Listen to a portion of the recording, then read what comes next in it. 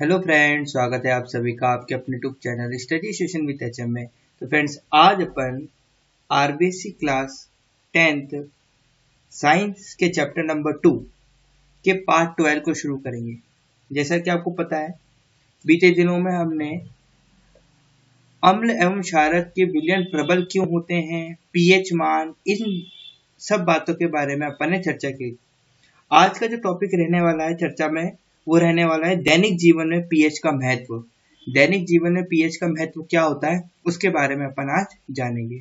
लेकिन उससे पहले मैं थोड़ा सा आपको बता देता हूँ, अपन थोड़ा रिवीजन कर लेते हैं। पीएच क्या होता है?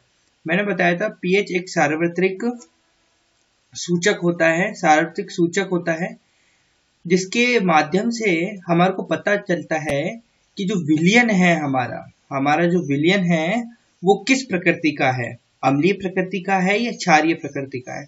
और अगर अम्लीय और क्षारीय दोनों प्रकृति का है, मान लेते हैं विलयन अम्लीय प्रकृति का है, तो वो अम्लीय प्रकृति में प्रबल है या दुर्बल है, इस बात का भी अपन पता लगा सकते हैं इस पीएच मान से।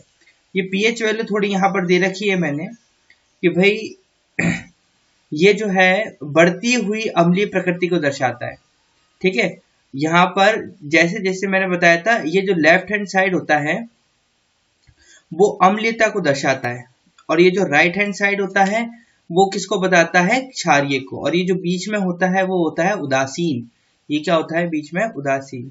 जैसे जैसे अपन इस तरफ में बढ़ते जाते हैं, लेफ्ट हैंड साइड में बढ़ते जाते हैं, तो बढ़ती हुई अम्लीय प्रकृति बताता है, यानी विलयन जो होता है वो अम्लीय प्रकृति में बढ़ता जाता है। और जैसे जैसे अपन लेफ्ट टू राइट जाते हैं, यानी इस तरफ में जाते हैं, तो इस तरफ में जो होता है अपने क्षारीय प्रकृति होती जाती है विलयन की। तो ये छोटी सी बातें हैं जो आपको समझनी चाहिए। आज अपन पीएच का क्या समझने वाले हैं, दैनिक जीवन में पीएच का महत्व समझेंगे कि दैनिक जीवन में पीएच का महत्व क्या होता है।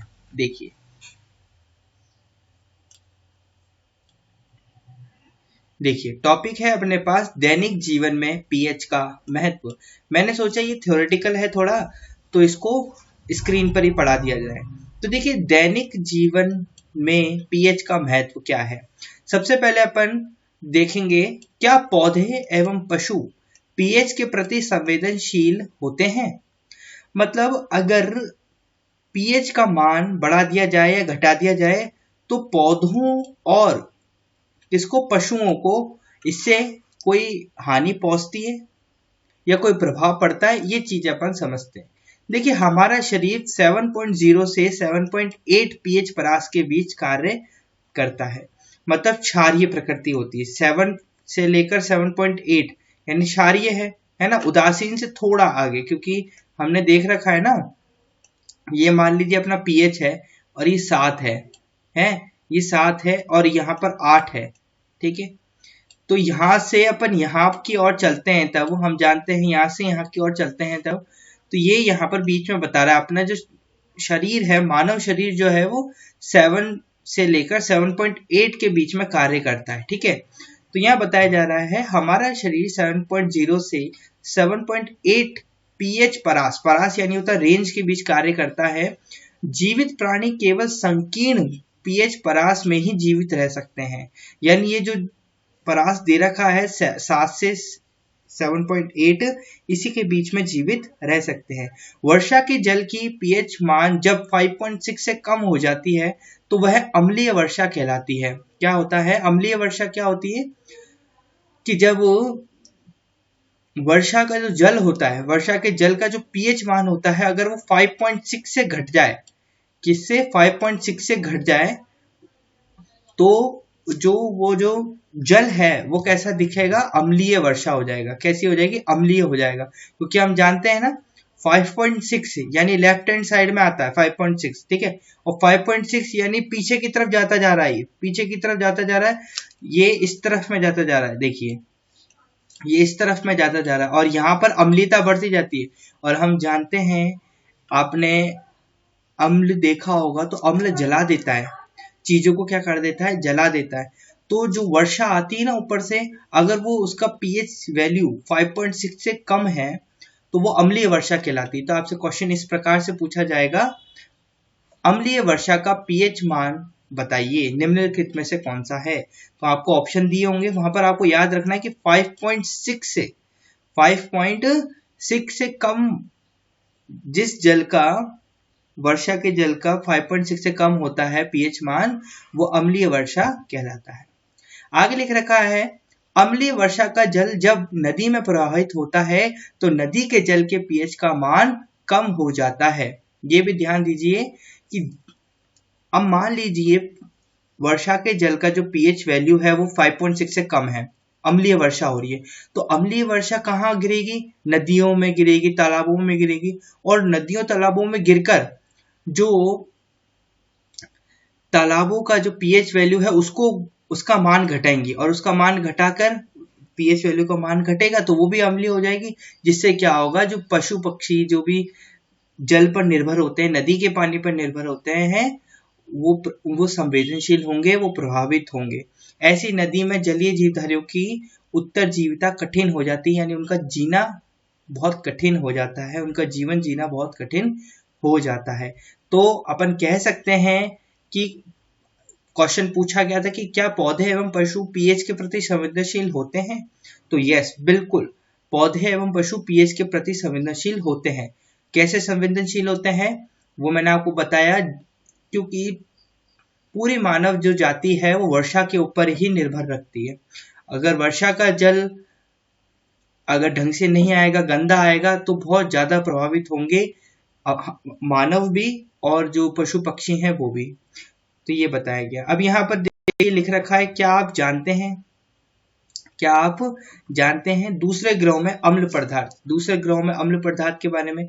देखिए जैसे शुक्र है, वही वीनस जो अपना है प्लैनेट, उसके बारे में बताया गया है कि शुक्र का वायुमंडल यानी आप सबसे बादल जो होते हैं उस तरह के सल्फ्यूरिक अम्ल के मोटे श्वेत एवं पीले बादलों से बना है।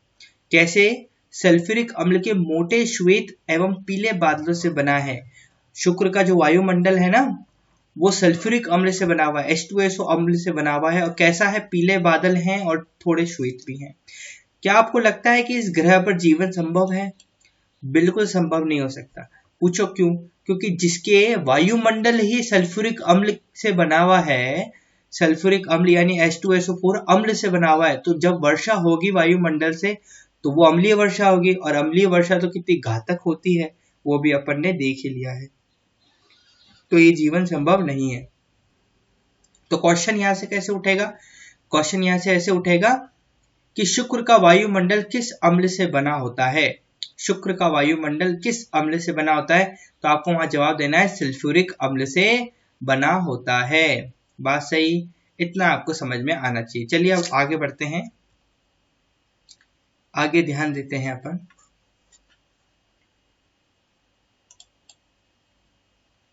अब है, आपके बगीचे की मिट्टी का पीएच क्या है?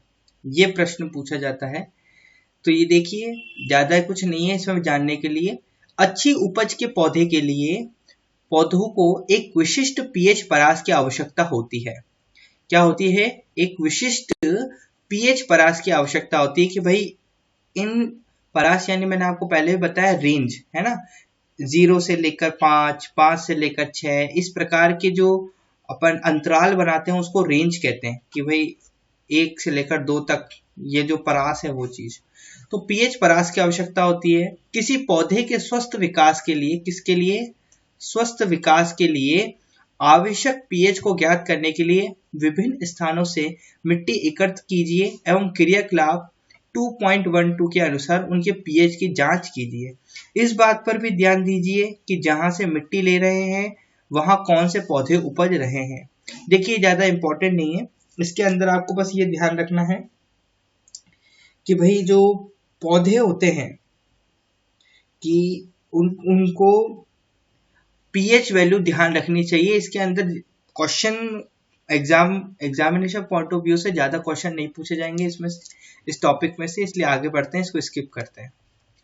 देखिए अब अपन नेक्स्ट टॉपिक जो है अपना उसके ऊपर बढ़ते हैं। नेक्स्ट टॉपिक क्या है अपने पास? नेक्स्ट टॉपिक है अपना 2 मिनट, हमारे पाचन तंत्र का पीएच। ये अपना नेक्स्ट टॉपिक है, हमारे पाचन तंत्र का पीएच। यह अत्यंत रोचक है कि हमारा उदर यानी पेट हाइड्रोक्लोरिक अम्ल उत्पन्न करता है। हमारा जो उदर है, हमारा जो पेट है, वो क्या उत्पन्न करता है? हाइड्रोक्लोरिक अम्ल उत्पन्न करता है, यानी एसिड उत्पन्न करता है। ध्यान दीजिए, यह उदर को हानि पहुंचाए बिना भोजन के पाचन में सहायक होता है। यानी कि हमारे पेट को बिना हानि पहुंचाए बिना, यानी हमारे पेट को जलाता भी नहीं है और किसी प्रकार की हानि पहुंचाए बिना भोजन को क्या करता है? पाचन प्रक्रिया के दौरान पाचित करता है। अपच की स्थिति में, अपच की स्थिति मतलब जब भोजन पचता नहीं कि उसकी स्थिति में उदर यानी पेट अत्यधिक मात्रा में अम्ल उत्पन्न करता है। क्या करता है? जब खाना पचता नहीं है तो अम्ल क्या करता है? खाने को पचाने के लिए खूब सारा अम्ल क्या करता है? उत्पन्न करता है, जिसके कारण उदर में दर्द एवं जलन का अनुभव होता है। उदर में जलन यानी पेट में जलन और दर्द उत्पन्न होता है। इस दर्द से मुक्त होने के लिए एंटीसीड या एंटासाइड जो होते हैं, जैसे शार्कों का उपयोग किया जाता है। किनका उपयोग किया जाता है? एंटीसिड का प्रयोग किया जाता है। ये क्या होते हैं? शार्कों का उपयोग किया जाता है ना। अम्ल के प्रभाव को उदासीन बनाने के लिए हम किसका उपयोग करते हैं? क्षारक का उपयोग करते हैं। ये हमने पिछले वाले कुछ अध्यायों में पढ़ा था, है ना, कुछ बिंदुओं में पढ़ा था, जैसे क्षारकों का उपयोग किया जाता है। इस अध्याय के आरंभ में ऐसा ही एक उपचार आपने अवश्य सुझाया होगा। यह एंटीसिड अम्ल की आधिक्य मात्रा को उदासीन करता है। जैसा कि मैंने बताया आपको, ये जो एंटीसिड्स होते हैं ये क्या करते हैं? अम्ल की आधिक्य वाली मात्रा को, यानी इनके जो प्रबल मात्राएं होती हैं उसको क्या कर देते हैं? उदासीन कर देते हैं। क्या कर देते हैं? उदासीन कर देते हैं। इसके लिए मैग्नीशियम हाइड्रोक्साइड, बोले तो मिल्क ऑफ मैग्नीशिया जैसे दुर्बल क्षारक का उपयोग किया जाता है।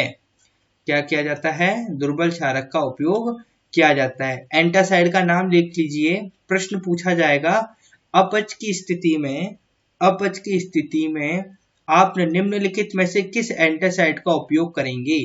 तो आप किसका उपयोग करेंगे? मैग्नीशियम हाइड्रोक्साइड का, जो मिल्क ऑफ मैग्नीशिया के नाम से भी जाना जाता है। और ये मिल्क ऑफ मैग्नीशिया क्या है? एक एंटासाइड है जो कि अम्ल के आधिक्य मात्रा को उदासीन करने के उपयोग में लिया जाता है। सही है।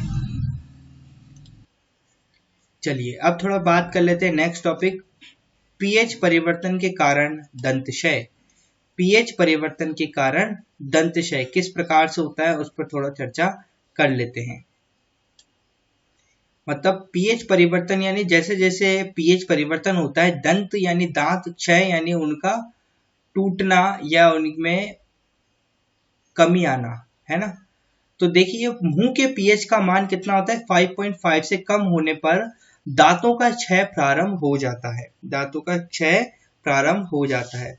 वैसे मैं आपको बता दूं आपकी जानकारी के लिए, मुख का जो पीएच होता है साधारणतः 6.5 होना चाहिए। कितना होना चाहिए? 6.5 होना चाहिए। और अगर मुंह के पीएच का मान अगर कितना हो जाता है? 5.5 से कम हो जाता है तो दांतों का क्षय प्रारंभ हो जाता है, यानी दांतों में कमी आना प्रारंभ हो जाती है, वो टूटना प्रारंभ हो जाते हैं। लिख रखा है दांतों का इनेमल या दंतवल्क या फिर कैल्शियम हाइड्रोक्सी एपेटाइट या फिर कैल्शियम फॉस्फेट का क्रिस्टलीय रूप से बना होता है। कुछ नहीं है, ज्यादा आपको कंफ्यूज होने की जरूरत नहीं है। क्या होता है, अपने जो दांत बने होते हैं वो एक पदार्थ के बने होते हैं, जिसे अपन क्या कहते हैं? इनेमल पदार्थ कहते हैं। ठीक है, उससे बना होता है। और ये जो इनेमल पदार्थ होता है वो शरीर का सबसे कठोर पदार्थ होता है। तो आपसे पूछा जाए शरीर का सबसे कठोर पदार्थ कौन सा है, तो आप बोलेंगे इनेमल शरीर का सबसे कठोर पदार्थ है। ठीक है, तो दांत शरीर के सबसे कठोर पदार्थ इनेमल से मिलकर बने होते हैं। यह जल में नहीं घुलता, लेकिन मुंह की पीएच का मान 5.5 से कम होने पर यह संक्षारित हो जाता है। संक्षारित यानी गलने लगता है। ये जो पदार्थ होता है ना, जल में घुलने लायक नहीं होता, जल में नहीं घुलता। ये कौन? इनेमल जो होता है वो जल में घुलता नहीं है। लेकिन जैसे ही मुख के जो मुंह होता है अपना, मुंह के पीएच का मान 5.5 से जैसे ही कम होता है तो ये क्या होने लग जाता है? संक्षारित होने लग जाता है। संक्षारित मतलब क्या होने लग जाता है? गलने लग जाता है।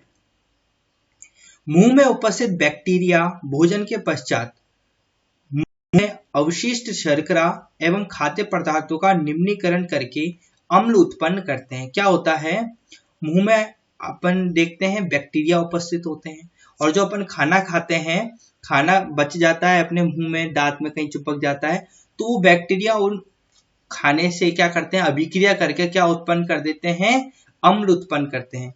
भोजन के बाद मुंह साफ करने से इससे बचाव किया जा सकता है। क्या होता है, अगर अपन अम्ल उत्पन्न करते हैं तो अम्ल, मैंने बताया आपको, अगर अम्ल उस अम्ल की जो पीएच मान है वो 5.5 से कम है, 5.4, 5.3, 5.2 इस प्रकार से है, तो क्या होता है अपने जो दांत है उसमें क्षय यानी वो गलना शुरू हो जाते हैं। इससे बचने का तरीका क्या है कि मुंह की सफाई के लिए क्षारकीय दंत मंजन का उपयोग करने से अम्ल की आधिक्य मात्रा को उदासीन किया जा सकता है, जिसके परिणाम स्वरूप दंत क्षय को रोका जा सकता है। क्या करें आप इसके बचाव के लिए, वही अम्ल को उदासीन करने के लिए क्या करते हैं अपन, क्षारीय विलेन का यूज करते हैं। तो इसमें भी यही करना है कि अपन को क्षारकीय दंत मंजन जो होता है ना, उसका उपयोग करना है। क्षारकीय दंत मंजन से तात्पर्य आप ऐसा कॉलगेट यूज करें या ऐसा कोई टूथपेस्ट यूज करें जिसके अंदर क्षार की मात्रा अधिक हो, या फिर आप नमक का विलेन बनाकर भी कुल्ला करके सो सकते हैं रात को, ये भी एक अच्छा उपाय हो सकता है। अब अपन पढ़ेंगे पशुओं एवं पौधों द्वारा उत्पन्न रसायनों से आत्मरक्षा। तो पशुओं एवं पौधों द्वारा, तो दो हैं यहाँ पर, एक तो पशु है, एक पौधों है। तो पशुओं में तो मधुमक्खी आ जाएगी भाई। तो देखो पढ़ते हैं एक बार, क्या कभी आपको मधुमक्खी ने डंक मारा है? मधुमक्खी का डंक एक अम्ल छोड़ता है जिसके कारण दर्द एवं जलन का अनुभव होता है। मधुमक्खी का डंक क्या छोड़ता है, एक अम्ल छोड़ता है। उस अम्ल के कारण क्या होता है, दर्द एवं जलन का अनुभव होता है।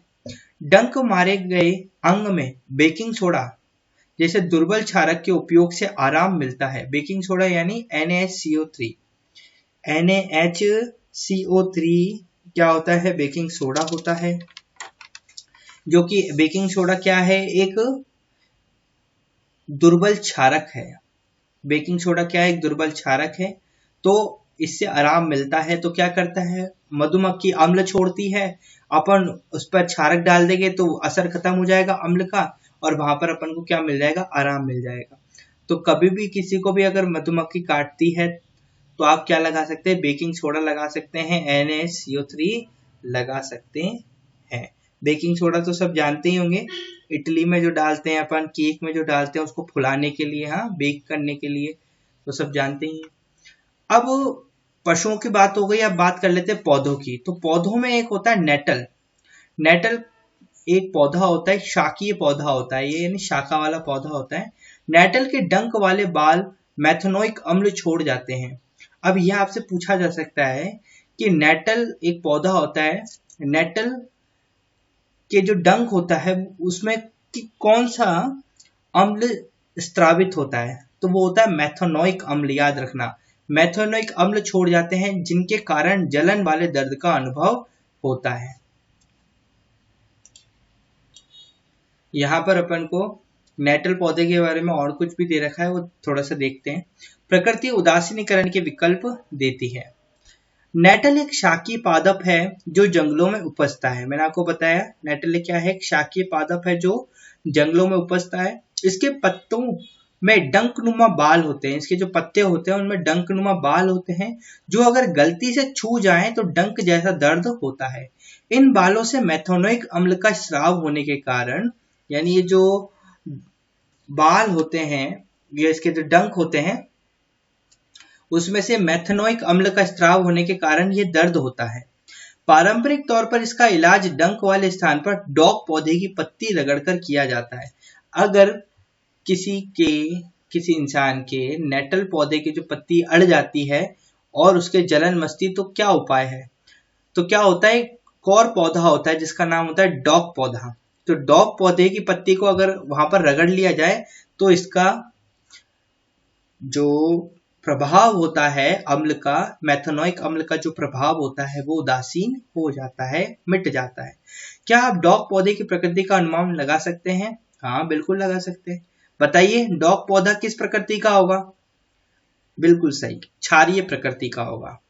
आप अब जान गए होंगे कि अगली बार पहाड़ों पर चढ़ते हुए गलती से नेटल पौधे के छू जाने पर आपको क्या करना होगा। क्या आप ऐसी ही पारंपरिक इलाज जानते हैं जो डंक लगने पर प्रभावित हो? अच्छा, डॉग पौधा कहाँ मिलेगा आपको? डॉग पौधा जो होता है वो नेटल पौधे के बिल्कुल आसपास ही मिलेगा आपको, है ना। डॉग जो पौधा होता है वो नेटल पौधे के आसपास ही होता है, ज्यादा दूर नहीं होता। आपको सोचोगे कि लेकर आना पड़ेगा, नहीं, ये आसपास ही उगता है। तो ये आपको समझ में आना चाहिए। तो यहाँ पर अपने ये जितने भी टॉपिक थे, अपना जो आज का टॉपिक था वो था दैनिक जीवन में पीएच का महत्व। ये बहुत अच्छी तरीके से कंप्लीट होता है। अगर किसी प्रकार का डाउट है, आपको किसी प्रकार की त्रुटि निकली है, वीडियो में गलती हो गई हो तो क्षमा करें, और अगर डाउट है तो आप कमेंट बॉक्स में मेंशन कर सकते हैं। आगे आने वाली वीडियो के लिए चैनल को सब्सक्राइब करें, लाइक करें। धन्यवाद। God bless you.